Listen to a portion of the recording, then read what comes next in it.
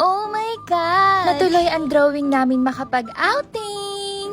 Yung totoo, nung March pa pala to. Alam niyo naman, ang ate mo ilang buwan bago makapag-upload. Actually, ang dami kasing video sa phone ko. Kaya sayang naman kung i-delete ko lang, diba? At ito na nga ang mga nangyari. Ilang buwan nga kami nag-ipon nito para matuloy ang drawing. Ito nga ang ka-work ko, nag-work pa din. Paano? Siya ang tagapamahala ng kayamanan. Budgetarian talaga tong outing na to. Huy! Mas okay na nga talaga to kaysa puro plano lang. Papunta pala kami ng Olongapo.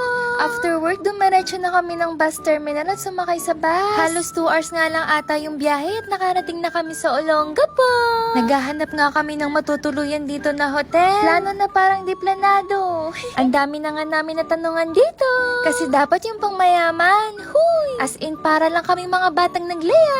Dito nga kami nagstay. Buti na lang talaga at may kakilala yung isa naming katrabaho at nabigyan kami ng discount. Kami na bahala kung paano magkakasya dito. Siguro tatayo na lang kami habang natutulog. Huy! Hindi pa nga kami matutulog dahil susulitin namin ang gala ng mga trentahin. Kaya magbabar muna tayo.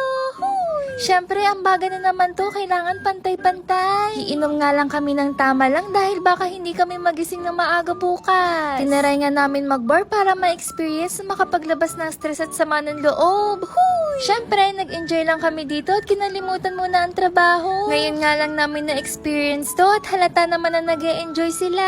Nagdagdag pa nga kami ng isang bucket dyan at pulutan dahil siyempre, bitin naman no. After nga nyan, bumalik na kami sa hotel at di ko na na-videohan. Basta kinabukasan, nandito na kami paggising. Talagang walk up like this ang atake. 2 jeep nga lang kami papunta dito. Andito pala kami sa Samba Blue Water. Mura at maganda din pala dito, kaya kung gusto nyo ituloy ang drawing nyo, dito na kayo pumunta. Oh, yan si ate mo, nag-e-emote-emote na naman dyan. Simula umaga pa lang, picture, video, TikTok na ang ginagawa. Te, ano pinunta mo dito? Ayan nga at palakad-lakad pa siya. Pero hindi lang ako ang nag-pictorial dyan dahil lahat kami. At may baon pang kodi ko kung paano mag-posing-posing. Pero masasabi ko talaga na effective naman to, in fairness. Halos patanghali na nga nito at nag-change outfit pa ang ate nyo. Ayan, nagtakbo-takbo pa yan siya na para bang hinahabol ng aso.